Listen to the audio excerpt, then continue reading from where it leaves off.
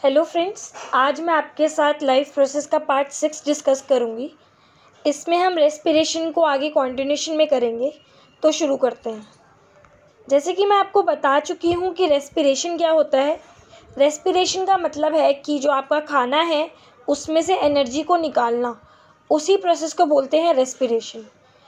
और इसकी इक्वेशन हमें दे रखी है which is glucose plus 6O2 leads to 6CO2 plus 6H2O plus ATP। Glucose oxygen के साथ रिएक्ट करके प्रोडक्ट जो हमें देता है वो है कार्बन डाइऑक्साइड, वाटर और ATP। ATP होता है एनर्जी। जैसे कि आप एक बैंक में जाते हो, बैंक में आप अपना कैश विड्रॉ करते हो, तो उसी तरीके से एक पॉइंट ऐसा आता है कि आपका कैश ख़त्म होने लगता है बैंक अकाउंट से। सिमिलरली ATP भी जो है वो एक बैंक की तरह काम करती है। जब हमारी बॉडी को एनर्जी की नीड होती है तो ATP उसको देती रहती है। फिर फाइनली जब एनर्जी ख़त्म हो जाती है तो हमें फूड की नीड होती है। तो ATP की फुल फॉर्म होती है एडिनोसाइन ट्राइफॉस्फेट। ये एक तरीके की एनर्जी है जो कि हमें खाने से मिलती है। ये एनर्जी स्टोर कहाँ पर होती है, कहाँ पर बेसिकली ये सारी एनर्जी को सेव करके रखा जाता है, वो पार्ट है माइटोकॉन्ड्रिया। ये सारी एनर्जी जो है वो माइटोकॉन्ड्रिया में स्टोर करके रखी जाती है। माइटोकॉन्ड्रिया को power house of the cell भी कहा जाता है। तो जो ऑक्सीजन है वो खाने के साथ रिएक्ट करती है और बर्न करके उसमें से प्रोडक्ट्स जो निकालती है वो है CO2, H2O और एनर्जी ATP की फॉर्म में स्टोर होती है माइटोकॉन्ड्रिया में। और ATP एनर्जी बेसिकली एक बैंक की तरह है जो स्टोर करी जाती है, और जब हमें नीड होती है, हमारे ऑर्गन्स को नीड होती है एनर्जी की, वो वहाँ से लेता है।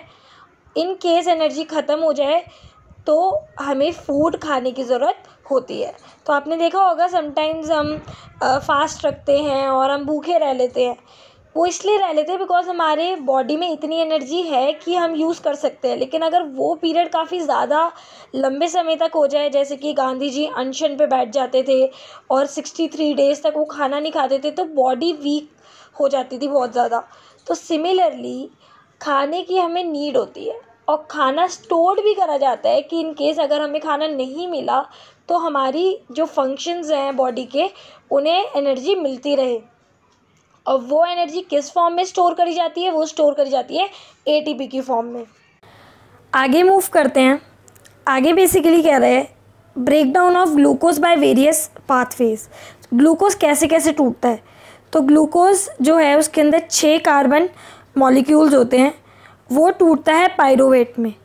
तो ग्लूकोज जो है जिसके पास 6 कार्बन मॉलिक्यूल्स हैं, जैसे कि हमने इसका ऊपर फॉर्मूला पढ़ा था, तो इसमें ये जो C6 है, यानी कि कार्बन कितने होते हैं? 6 होते हैं। ओके, तो ये जो 6 कार्बन मॉलिक्यूल्स हैं वो 3 कार्बन में टूटते हैं, ठीक है। और इसको हम क्या बोलते हैं? पायरोवेट। तो यानी कि जब 3 कार्बन होते हैं एक साथ तो वो पायरोवेट होता है, और जब 6 कार्बन होते हैं तो वो ग्लूकोज फॉर्म करता है। अब ये जो है वो मूव कर रहा है और 3 पार्ट में टूट रहा है। पहला एनारोबिक, दूसरा भी एनारोबिक है और तीसरा है एरोबिक। तो एनारोबिक रेस्पिरेशन जो होता है वो बेसिकली हीस्ट में होता है। इसमें 3 प्रोडक्ट बनते हैं, एक इथेनॉल, कार्बन डाइऑक्साइड और एनर्जी, ठीक है। अब सेकंड जो है वो ग्लूकोज पायरोवेट में टूट रहा है और लैक ऑफ ऑक्सीजन की कमी है, उसमें बनता है लैक्टिक एसिड। और तो जब हमारी बॉडी बहुत ज़्यादा एक्सरसाइज करती है तो हमारे को एनर्जी की बहुत ज़्यादा नीड होती है और ऑक्सीजन की भी नीड होती है। ऑक्सीजन हमारे को इतनी नहीं मिल रही होती है, तो हमारी बॉडी जो एरोबिक तरीके से रेस्पिरेशन का प्रोसेस कर रही थी अब वो नहीं कर पा रही है। तो वो क्या करती है? वो एनारोबिक तरीके का यूज़ करती है, ग्लूकोज को पायरोवेट में तोड़ती है और ऑक्सीजन की कमी की वजह से वो लैक्टिक एसिड बना देती। तो लैक्टिक एसिड बन जाता है जिसकी वजह से हमारी बॉडी में पेन उठना शुरू हो जाता है, क्रैम्प्स हो जाते हैं।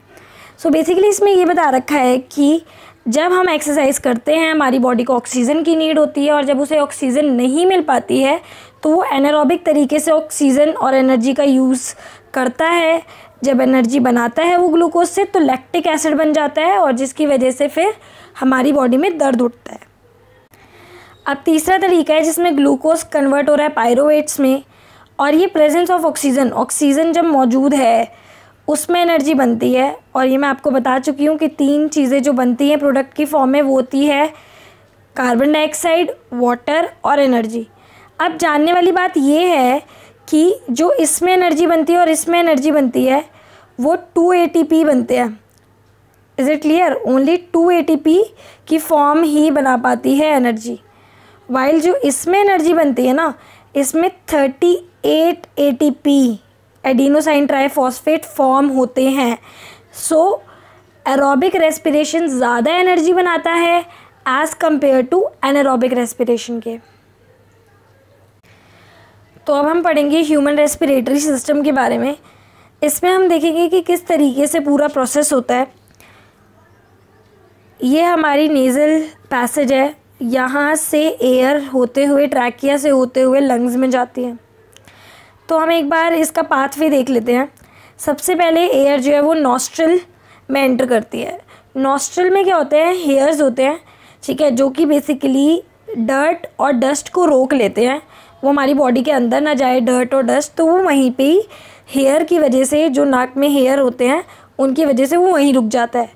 फिर नेज़ल कैविटी के थ्रू जो है हवा नीचे जाती है और फेरेनेक्स में आके मिल जाती है। तो बेसिकली फेरेनेक्स ये पॉइंट होता है, दिस पॉइंट, जहाँ पर विंड पाइप और फूड पाइप एक दूसरे के साथ मिक्स होते हैं, उसको हम फेरेनेक्स बोलते हैं। तो फेरेनेक्स के बाद अब जो एयर है वो ट्रैकिया के थ्रू, ट्रैकिया को हम विंड पाइप भी बोल सकते हैं, उसके थ्रू बेसिकली वो नीचे जाती है।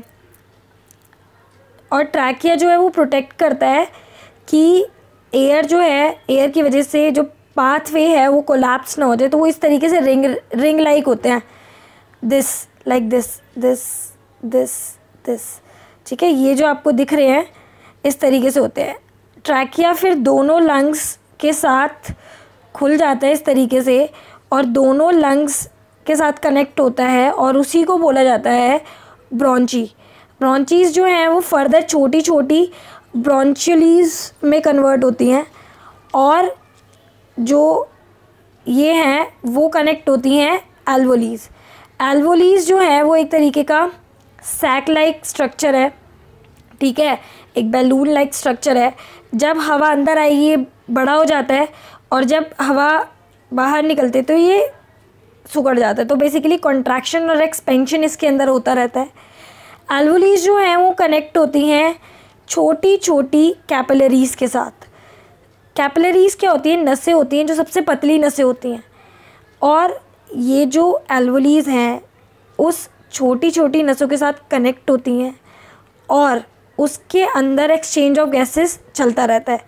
सो बेसिकली एल्वोलीज़ नसों के अंदर हवा को अंदर भेजती हैं, ठीक है, उन छोटी छोटी कैपिलरीज़ में, और वो पूरी कैपिलरीज़ पूरी बॉडी में फैली होती हैं और वो ब्लड के थ्रू पूरी बॉडी में ऑक्सीजन को ट्रांसपोर्ट करते हैं।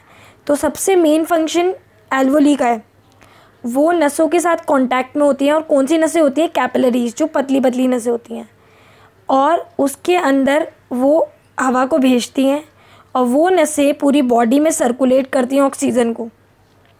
तो एक्सचेंज ऑफ गैसेस जो है वो कहाँ पर टेक प्लेस होता है, एल्वोली में। तो एक तरीके का MCQ बनता है यहाँ से कि एक्सचेंज ऑफ गैसेस कहाँ पर होता है, तो आप बोलोगे एल्वोली में। अब जो ब्लड है वो ऑक्सीजन को सारी बॉडी पार्ट में ट्रांसफ़र कर देता है, ठीक है। तो ऑक्सीजन जब सारी बॉडी में पहुंचती है, उसको जो लेके जाने वाला एक पिगमेंट होता है रेड कलर का, उसका नाम क्या होता है, उसको बोलते हैं हीमोग्लोबिन, ठीक है। तो हीमोग्लोबिन जो है वो ऑक्सीजन को पूरी बॉडी में ट्रांसफ़र करता है, ठीक है। तो इस पूरे प्रोसेस में क्या हुआ कि नोज़ के थ्रू हमारी बॉडी में हवा आई और वो लंग्स तक गई, और लंग्स में थी एल्वोलीज़। एल्वोलीज़ कनेक्टेड होती हैं छोटी छोटी कैपिलरीज़ के साथ। कैपिलरीज़ पतली नसों को कहा जाता है, जहाँ पर एक्सचेंज ऑफ गैसेस होता है, O2 और CO2 एक्सचेंज होती हैं। फिर उन कैपिलरीज़ के अंदर ब्लड के थ्रू पूरी बॉडी में ऑक्सीजन पहुंचाई जाती है। और जो मेन पिगमेंट है जो ऑक्सीजन को पहुंचाता है वो होता है हीमोग्लोबिन। तो हीमोग्लोबिन एक बहुत इम्पॉर्टेंट पिगमेंट है, रेड कलर का होता है, जो ऑक्सीजन को पूरी बॉडी में ट्रांसपोर्ट करता है। और CO2 को वापस ले जाने में भी कैपिलरीज़ का काम होता है। कैपिलरीज़ वापस उसको एल्वोली तक पहुंचाती है और एल्वोलीज फिर उसको लंग्स में पहुंचाती है। लंग्स से फिर वो सारा जो CO2 है वो बाहर निकल जाती है।